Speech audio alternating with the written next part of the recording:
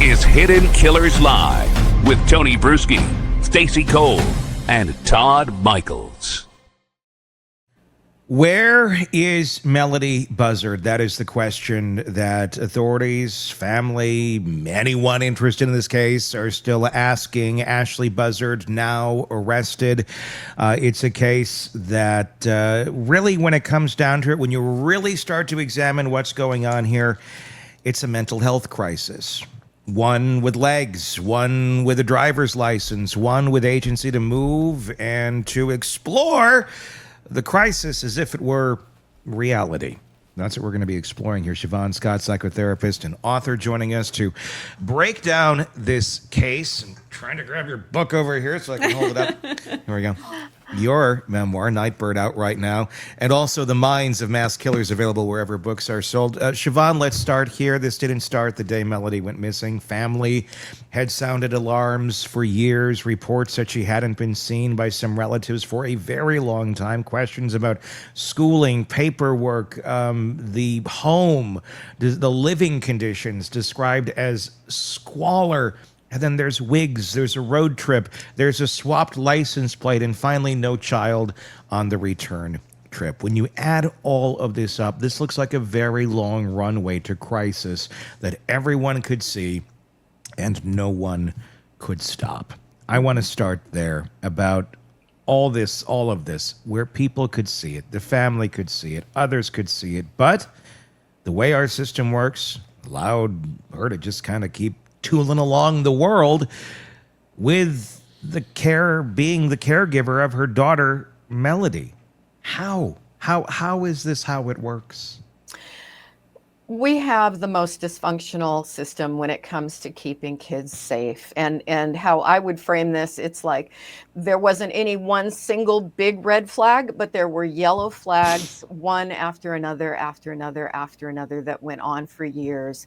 And unfortunately, in the current legal situation with the courts and the Department of Child and Family Services in most places, it has to rise to such a level of risk. I mean, basically, you can say there has to be blood on the floor before legal action can be taken. And we need to do it differently, although that's very hard to do because there are very strong forces that are highly political that stress parental rights and will fight these attempts to redo the system. I mean, there are political forces that say we need to do away with child protection agencies and that parent rights trump all. But I don't think, as you said, there was any question here that there was a mental health condition going on.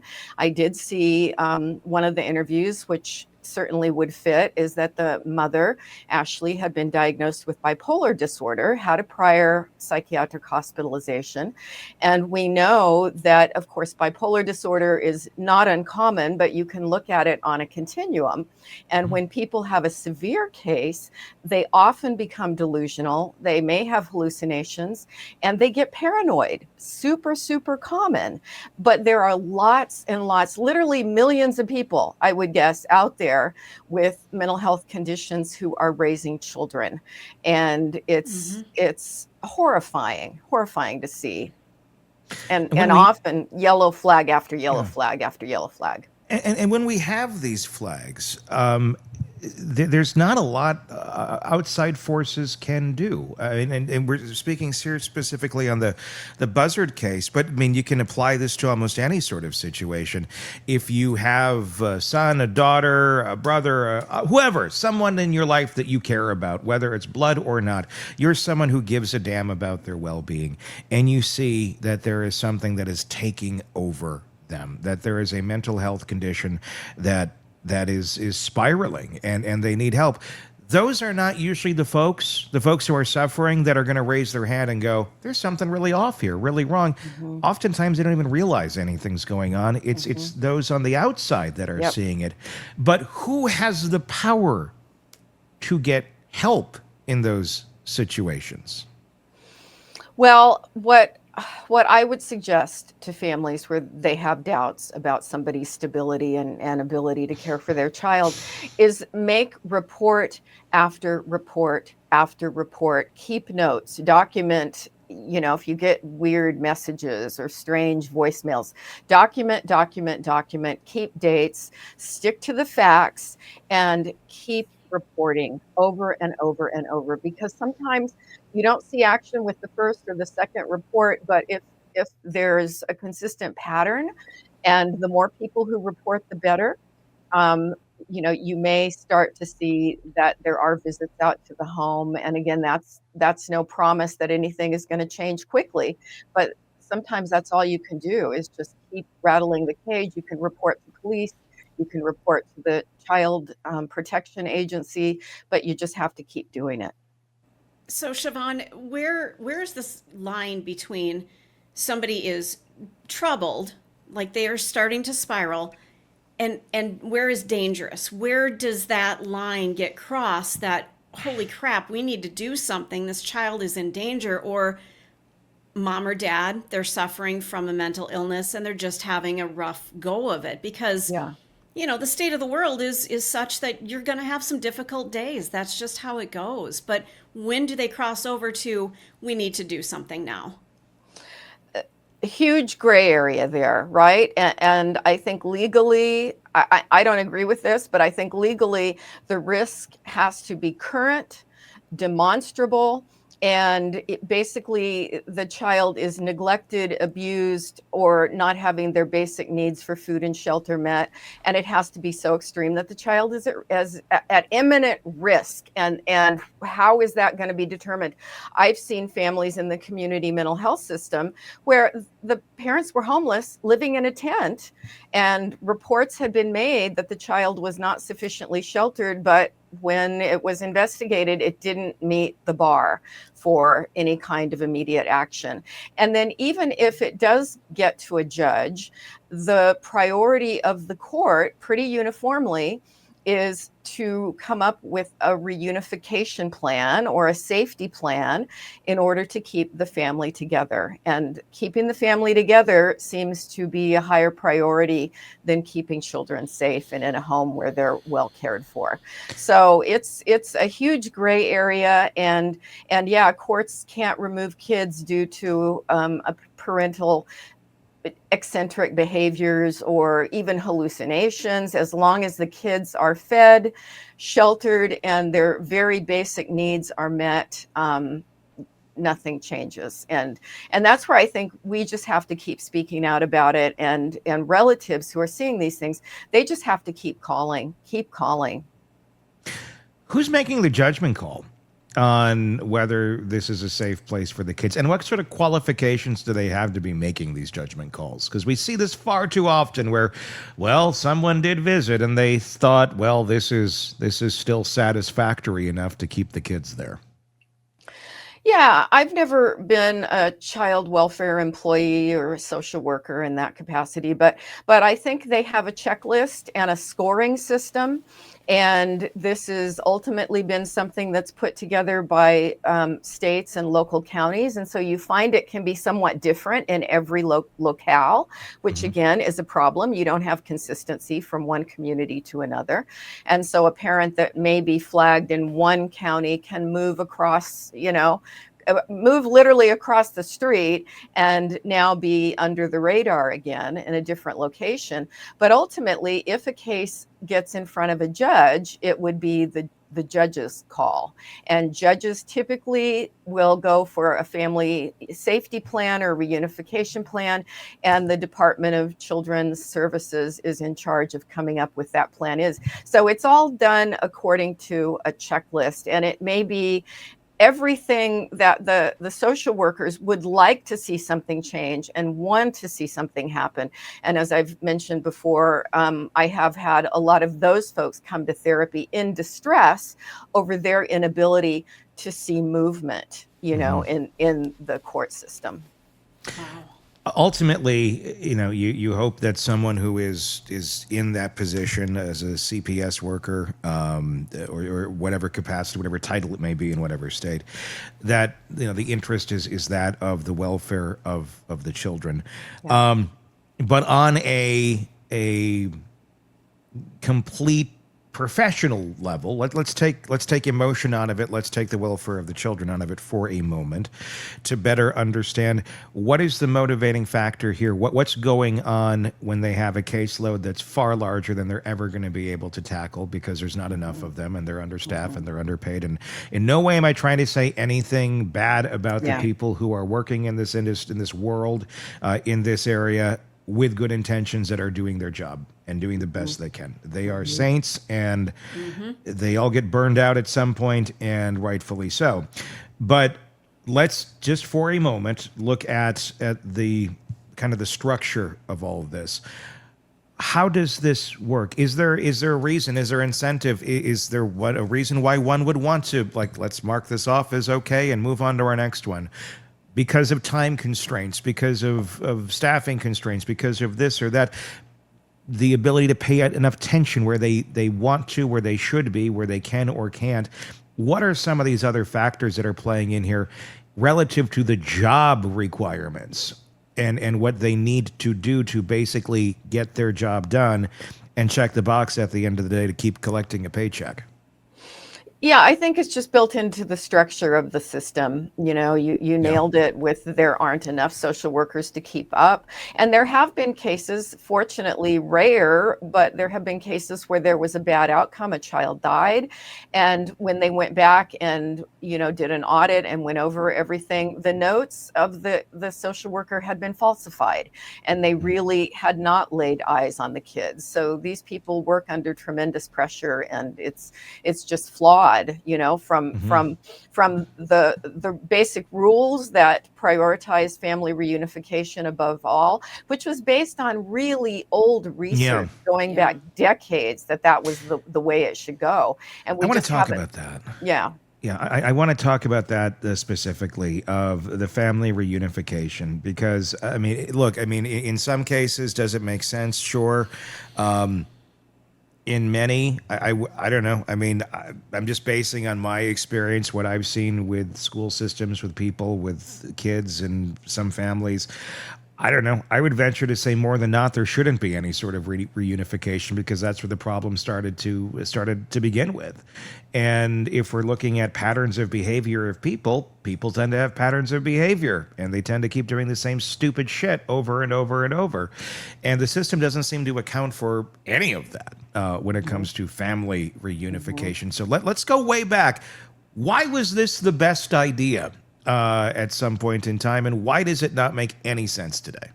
Yeah, I believe it goes back to research that was done in the 70s, you know, and there was one study that I don't think was a well done study, but somebody, you know, got this into the legislative system, that children did better in being reunified with their families than they did in foster care.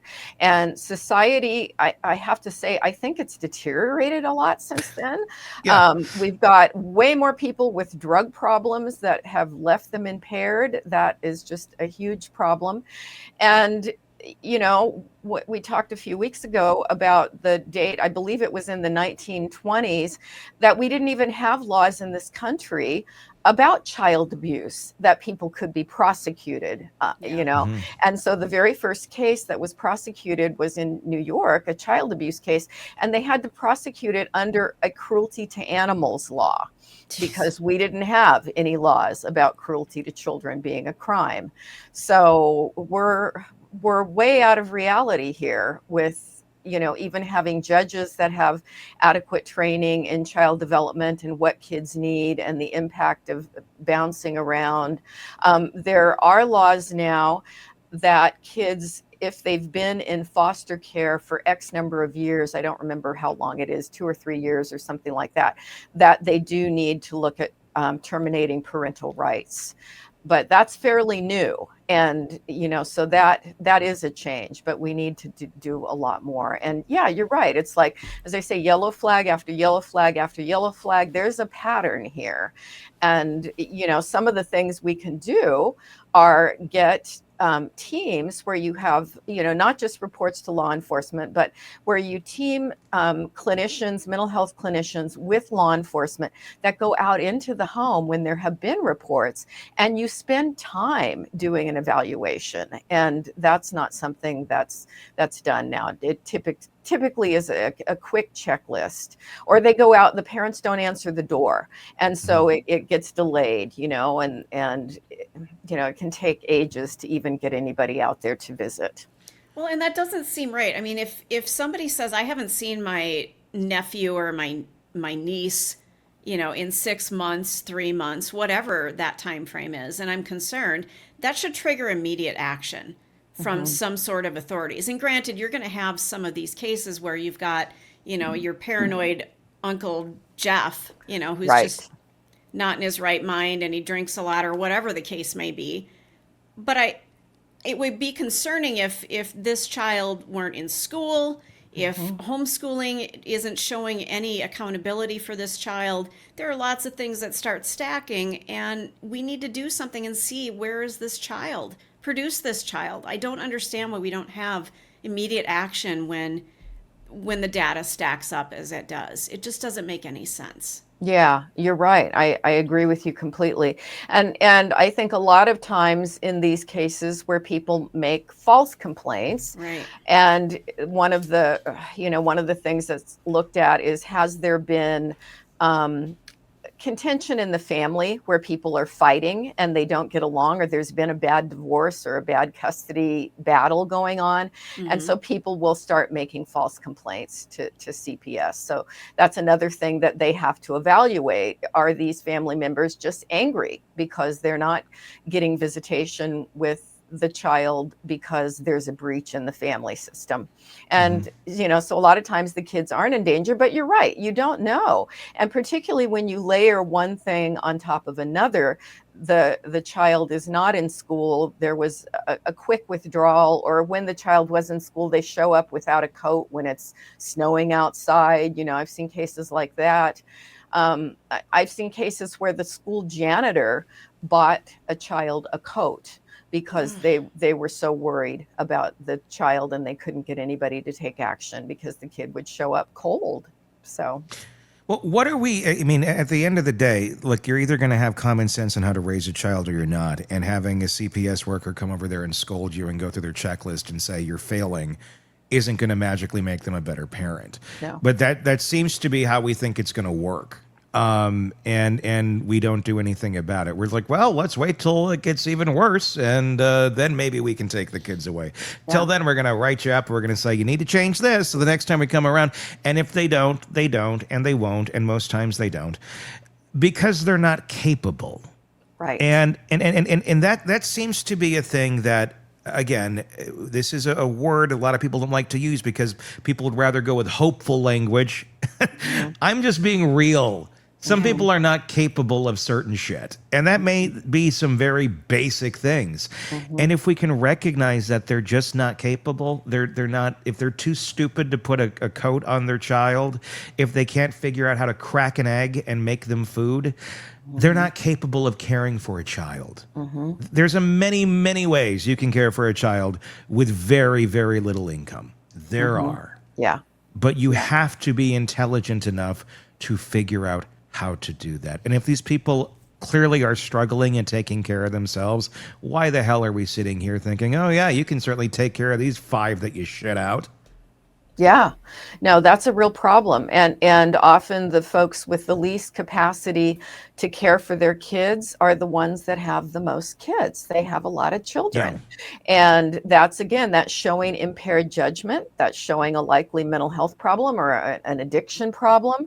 And sending them to 6 sessions of a parenting class it's not going to change that they, as you say, they don't have the capacity.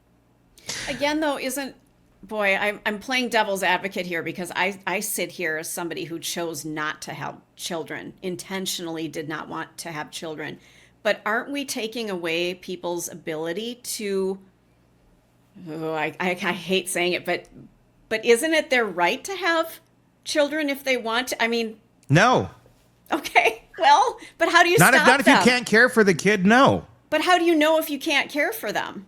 if they're struggling, if they're barely able to eat, they're not getting nutrition, they're not being cared for by societal standards. It's not your right just to keep. It's like having a prisoner at that point. But the way our system works, it does tend to work more like, yes, this is your right. Yeah. Well, and that's kind of what I'm getting at. Believe me, I feel like we should limit who can have kids. Oh, I really agree. do. Yeah. But, I'm sitting back going, well, I'm sure there's somebody out there saying, well, wait a minute, you can't take away people's rights to have children if they want it. You can't do that, but you can take away the children if you're not going to take care of them. The same way they can take away a pet. Yeah. So. Yeah, but we live in a country based upon the rights of the individual. And that seems to be, when the legal system, when laws are created, the rights of the individual come first in everything. It's just like people have the right to be mentally ill on the street and eat out. I was told that in one of the agencies when I was trying to do a adult protective services report because a guy who was severely mentally ill was eating out of trash cans. Okay. Garbage dumps outside of restaurants. And it was just horrifying to me. And I said, can't he be taken in for a 5150? It was the law in California where you're placed on a 72-hour hold, evaluated, try to get him into treatment. We live in a country where I was told by a county attorney, the law says we live in a country where you are free to be crazy on the street and eat out of garbage cans if that's your choice. And, if that were my relative, I would want to be rescuing them from that. And we do these things that we think are all about individual rights, but there's a lack of compassion. And it doesn't sound very wise. So, I vote for Tony for president. Rights aren't rights when they're hurting people. That's not a right. That no longer is a right. And that's the insane part of all of this. Well, answer me this. I want to ask about the parenting classes where, okay, we're going to send you to the parenting class. Tell me, honestly, in your experience, how often do folks go to these parenting classes and come out different people? Yeah, they don't come out different people. They don't. They get a certificate. They get a certificate to put on their dirty refrigerator. Yeah, and they may learn the jargon that they're supposed to say. I would support my child's self-esteem. What does that mean? How do you do that? And I've asked parents those questions after parenting classes.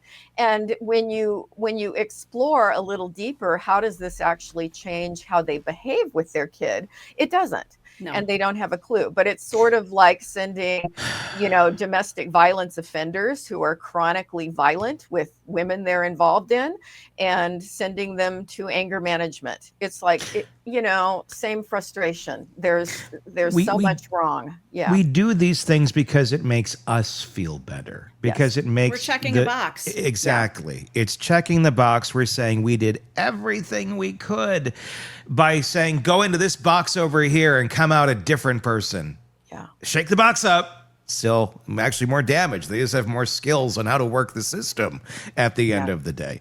And we expect different results, and we've done it forever. Yeah. Why do you think we can't get reform in these areas? Why is it that this, I keep saying it, I would think this would be a big ballot issue, that if somebody were to campaign on this, people would be like, oh my God, this is horrible. Yes, we need to reform this, but we never see it happen. It's always some other one-off that gets people enraged on something that affects a minute portion of the population. This is big. This is tons and tons. This is the future generations here and a huge chunk of it. And we're just like, good luck. Why, in your opinion, do you think it is that we never see any sort of reforms on this come to light and it just kind of sits status quo? I think there's just a huge social denial. People don't like to think about it. They skip over the awful stories in the news. It's like, oh, that's negative. I don't want to think about it. And they go into this magical thinking where they actually believe that the system works because it's too uncomfortable to look at the truth. And I think we do a better job. As you know, I'm on Facebook, social media. I'm involved because I care about animals too. And there is so much attention on social media about loving animals, which that's why I'm in the groups, because I believe in that. But that's a more comfortable topic, taking care of our pets and taking care of the abandoned animals or the abused animals. People get really fired up about that. But there's this denial about the situation of many kids in our society. And I think on, what do people talk about on most YouTube channels? They're not talking about cruelty to kids that often. They're talking about other things. And I appreciate so much that this is an area of passion for you, and that you're willing to go there and spend some time digging in. Well, and the reality is the infrastructures, the YouTubes and things out there, they shut these sort of conversations down because they're icky, because they're uncomfortable, because they make people feel triggered. Yeah. Be triggered. Yeah. There's a reason you're triggered, because there's a problem, and pretending it doesn't exist or throttling the topic doesn't help anyone. Yeah. But that's, that's how it works. Would it be better if we found some sort of pill to give children that makes them extremely furry and hairy, so they started resembling small wolves rather than children? Would people start giving a shit maybe a little bit more? Probably. It's easier to care about animals. But if we're going to talk, magic solutions, let's go with people can only earn their sexual organs after they've demonstrated a certain capacity for good judgment. And so you're just preventing procreation, when folks do not have a certain standard of, I have the capacity to care for a life I may be creating here. Can I jump in and be really controversial for just a second? You did the wolf pill thing as a child, didn't you? No, I did not. But let's think this through, and I'm going to upset somebody out there. That's fine. But you have to take driving lessons. You have to take a test to get your driver's license. What if we are all infertile until we've passed our parenting test? Yeah. How are you going to do that? I don't freaking know. I don't know. I'm just I have no idea. Well, Mormons have magic underwear. I mean, that's worked so well. Are they that wrong at this point? I mean, well, it hasn't worked. They just tend to reproduce a lot of them. And then a few of them end up going off and making other versions of their religion. They all go, that's not like us. Not at giving all. Us material. Yeah, I know. I think it's kind of interesting. We're talking about the animal kingdom and things like that. In the animal kingdom, if there are animals that are bad parents and they're not taking care of their young, other members of that species will step in and be the parents. Will. And it would be nice if we could somehow get to that point as human beings where those of us in the peripheral of what's going on could step in and say, hey, something's not right here, and be listened to just once. Well, thank you, and Todd. I think that's a big point, and a big problem in this, because I think there are a lot of people who do want to step in, but they can't. Right. We're talking with Shavaun Scott right now about the Melody Buzzard case, about how we got here, about all these yellow flags, all these red flags, over and over and over, where people were trying to say, there is something wrong here. This is not safe for this child. And Todd, to your point, the relatives did say they were cut off. They were denied contact for extended periods. Now, we don't know much more beyond that. I don't have many statements. We don't know. Did they call multiple times? Did they call one time? Did they call at all? Did they just visit and go, you got to get your shit together, girl? And then nothing happened? We don't know. We don't know exactly what took place. But that's a big problem, because we've seen it in many cases where there is the infrastructure there. There are the loving grandparents, aunts, uncles, friends, whatever, that are ready to step in and take those children and care for them the way that they need to be until eternity, or until that parent can get their shit together. But the system allows the parent who doesn't have their shit together to make that decision. It doesn't allow for the authorities to make that decision. It doesn't allow for the kids to make that decision. It doesn't allow for the 10 sane people over here who don't believe the government is listening to them through their dentures. And the microwave. It allows the person who thinks the government's listening to them through their dentures to make the decision of what's best for the child. And that is the big problem, is the system is working as it's designed right now. Is that fairly accurate, Shavaun? Sure, sure. Yeah, I would say that it's working exactly the way it's designed. And somebody made a comment right now. It's just tragic that there are so many people who would be wonderful parents who are dealing with infertility and can't have kids. And yet you have somebody who's a 15-year-old in the backseat of a car who's pregnant, and other people who are so desperately trying to get pregnant and can't. And it's rugged. Relatives say that they were cut off, denied contact for extended periods here. I want to talk about that, and because that's the brick wall so many people run up against if they're facing an Ashley Buzzard in their family or somebody that they know when they're trying to step in. Calling, reporting over and over and over. What else can people do when they're basically, you got to deal with the situation and the tools that you have, and you're limited. What tools can be used to push the envelope as far as it needs to go so kids can get the help that they need when they got a mom like Ashley Buzzard? I think, we're somewhat limited. The other thing that people can do is try to hire a lawyer, somebody who works in these kind of cases with family law experience, and see if there are other, things they can file with the court to try to get visitation.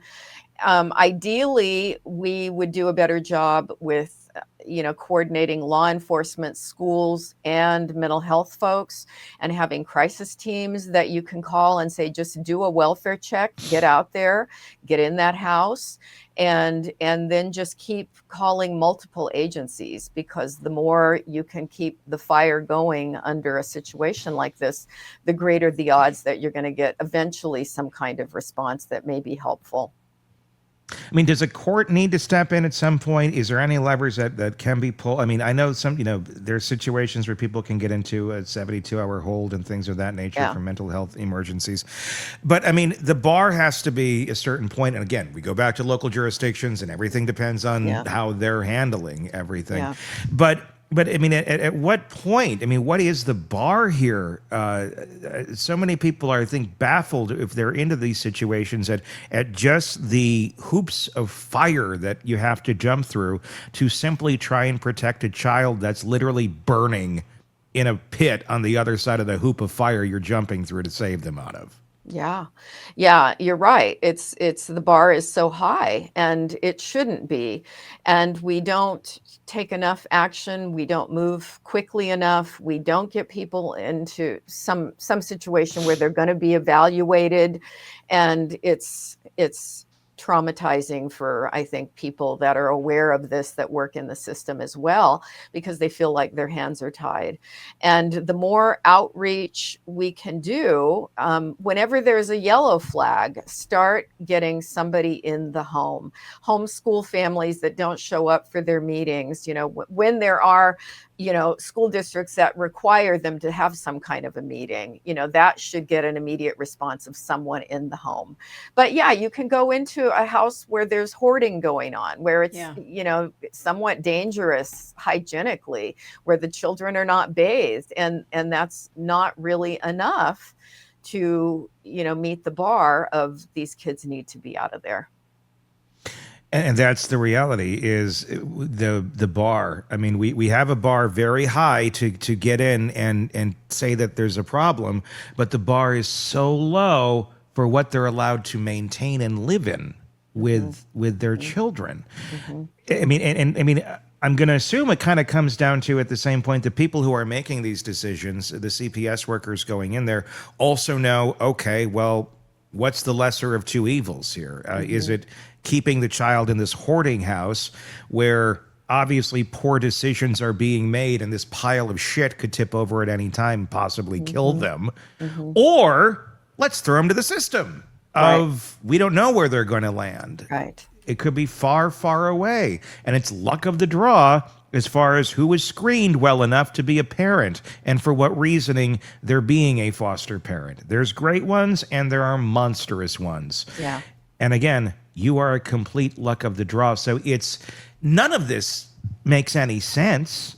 Yet we just keep going down this road of, well, this is how our system works. This is how we handle things. I mean, if you could enact something, if there could be something in the terms of legal levers that would be pulled or put into place, what needs to change, Shavaun, in your opinion, from everything that you've seen? What sort of across the board laws do we need in our country that would protect kids far better than what we're doing right now?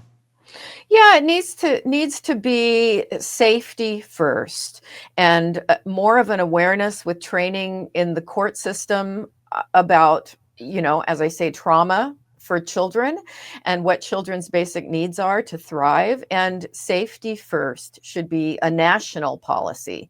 And I think other countries do a better job at that than we do. And, it's just, we're not doing it at this point. And understanding that, as you said, people who don't have the capacity to meet their kids' basic needs in a functional, effective manner, you've got to acknowledge that sooner rather than wait until these kids are damaged or even killed in some cases. I mean, is part of that thinking and part of the reason why we let this happen because many of us come up from places that were difficult, and some of us succeeded, some of us did good, and like we didn't repeat the pattern of where we came from, and some look at that going, well, it benefited me, I pulled my bootstraps up and made it, and in some sort of weird, darkly cathartic, selfish way, are people looking at difficult situations that children are in going, well, it'll make them, it's character building, it'll make them stronger in some ways, shapes, and forms. I feel like some of that goes on with the way that everyone examines these situations through their prisms.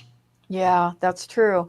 And it's just a lot more comfortable to entertain the idea that, kids can come out of this and be functional and normal, because most of the time they don't. I talked with one social worker once who was so frustrated about a case because the parents were heavy meth users and who knows what other substances, right? Because if you've got that, you've got other things going on too.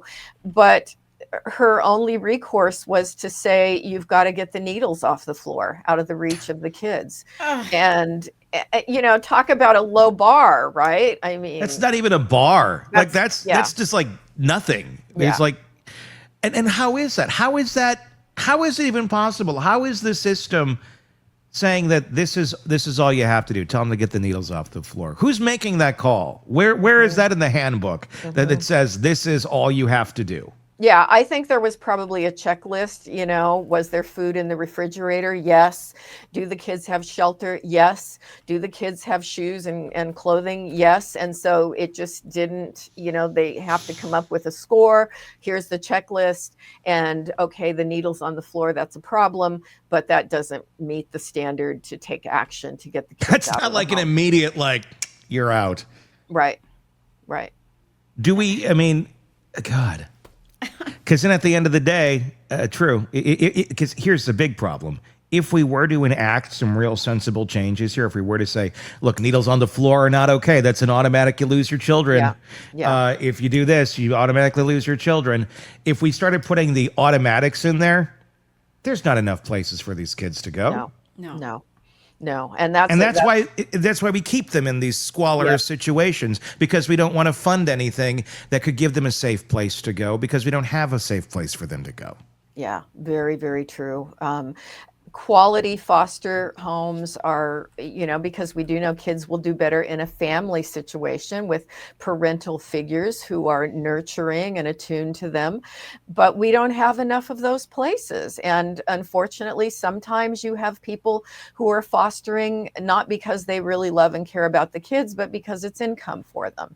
And we see bad outcomes from those cases. And then the system, people rail about, why were these kids placed in foster care and then ended up dead there, or molested or something. Yeah. And so it's really hard. I could not work in this system just because the amount of contact I've had with abused kids tears me up emotionally.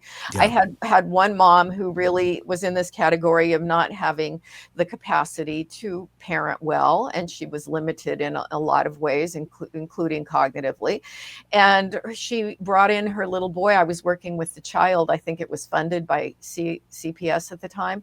And so I was trying to do therapy with the little boy, and there was really nothing wrong with him other than inadequate home life and inadequate parenting.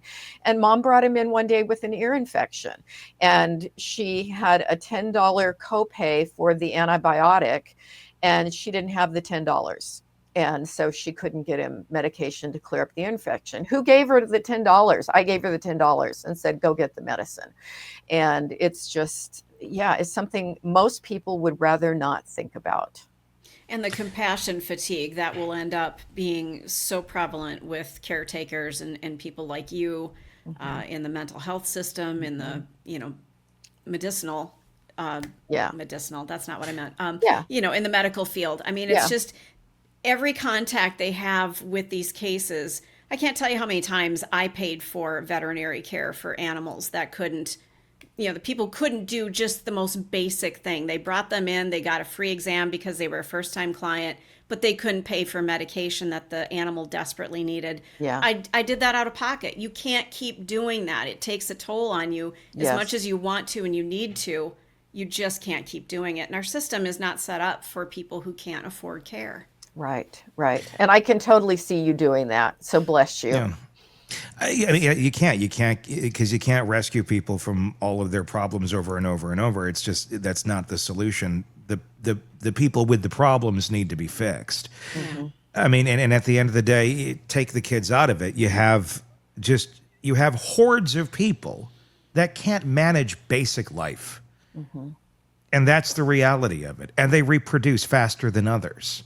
Mm-hmm. So we're dealing with a massive issue here of hordes of incompetent zombie-like beings that some, probably can be educated and fixed and helped. Others are going to eternally be just wreaking havoc wherever they go, because that's the card they were dealt when sperm met an egg, because it was two other people that were just as messed up.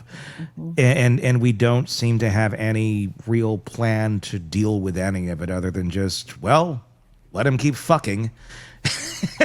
This is, I mean, it's true. I mean, I'm harsh on it but it's true. It's what we're dealing with.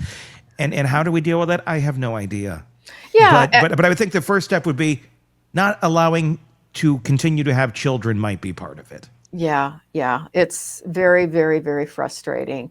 And the other piece of it is kids who are really poorly parented, from birth on, most of the time do not end up functional people. And so then you have this cycle of, a lot of people who function very poorly and don't raise their kids well. And then you have a whole new generation that's why I think we have so many social problems in this country, because, you've got generations of people who are doing a very poor job, inadequate job, let's say, of raising their kids.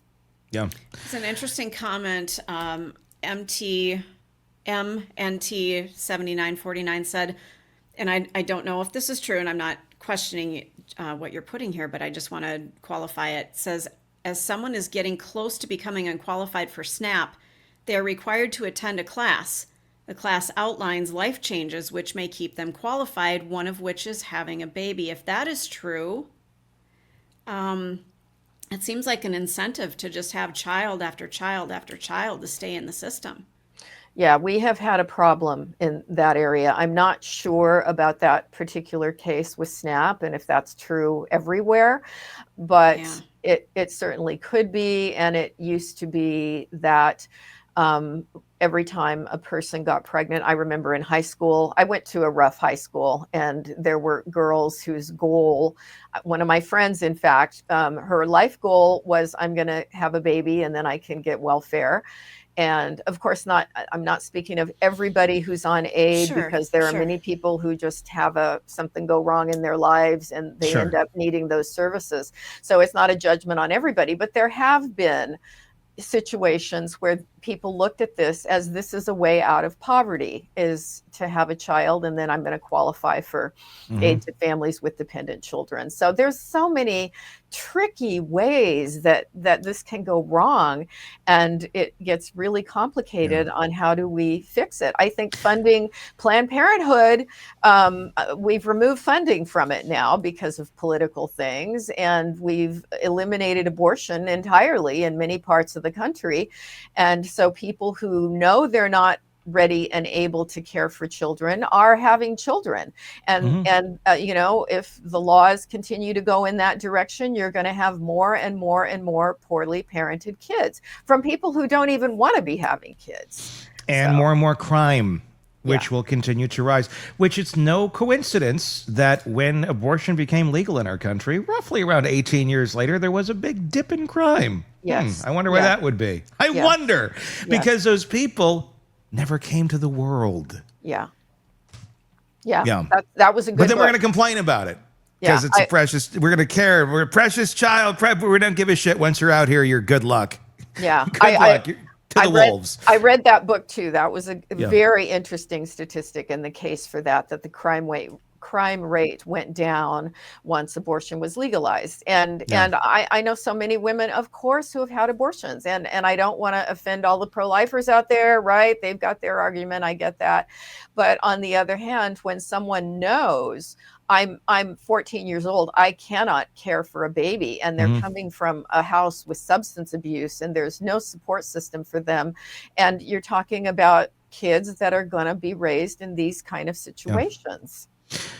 Pro-life doesn't just mean, and it shouldn't just mean giving a shit when the kid is in the female before it's actually born. It means you have to give a shit about it afterwards. 100%. And if you don't, then you're not 18 years. pro-life. Yep. So anyone who's sitting there like, all pro-life, I'm going to stand out here with my sign, but then I'm going to criticize all these people who are making horrible life choices, who are coming from squalor and people making bad decisions. Well, guess what? You get to jump into that pool too and give a shit about them, because that's part of this. You can't have one without the other. So Yeah, we want people to work. We don't want people on aid.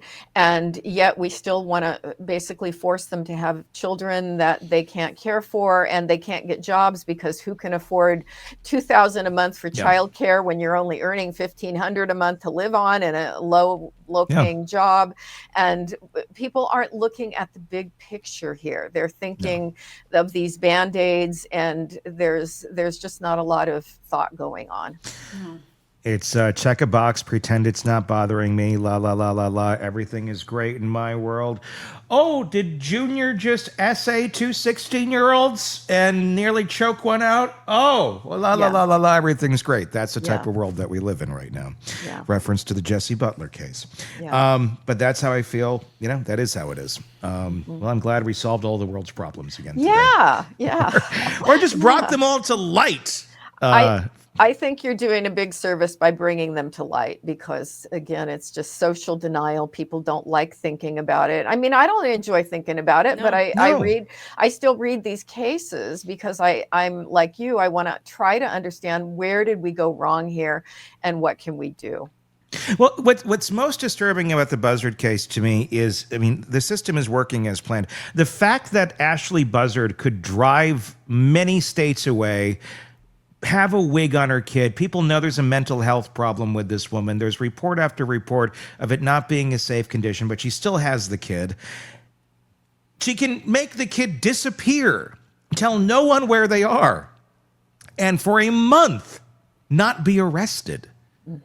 It's like, really? Really, this is how this is. You can't, like, some right here that she has that we can't really force her to talk. That her rights of not talking trump somehow forcing her or coercing her or making her suffer until she spits out where the hell this little girl is. Make her uncomfortable enough that she has to speak. But we have no mechanisms to do so. And we honor that like it's some sort of golden goat that we can't violate this. But meanwhile, she might be dead somewhere in a ditch in Nebraska. We don't really know. Talk to mom. Well, we can't. That might make her feel uncomfortable. It might violate her rights. America. Yeah, it made me think of the Daybell case and Yes. how long JJ was missing. And at least we did have law enforcement kick in and start to get pushy about we need to verify where this child is. But I can't remember how long it took before that started happening. But you did have the grandmother who was being a broken record about it. Yeah, and Right. saying, she was. And that's a prime example. Larry and Kay Woodcock were all over it. They were being a broken record left and right. And what happened? The kids ended up melted in a bucket in Chad Daybell's backyard. Yep. Yeah.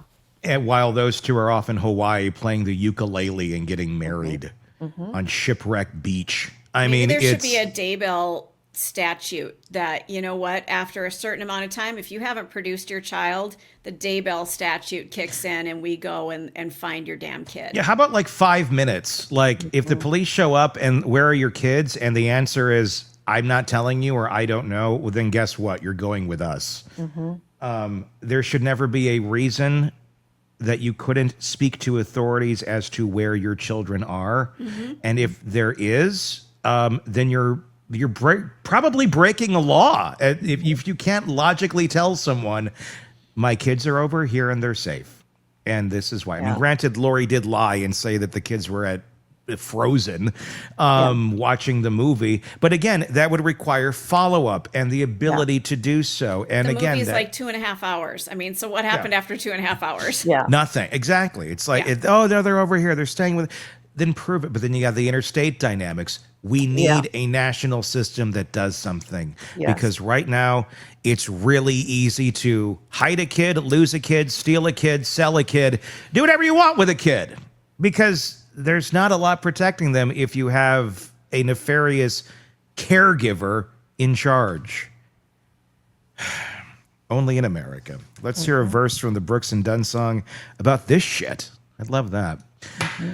Your thoughts in the comments section, everyone. We would love to hear them, and please do share this because I can guarantee the algorithms of YouTube are going to go, this is an icky topic. People don't like to be uncomfortable. So share the shit out of it so people realize, hey, this is actually happening, and maybe things can change. There's a thought.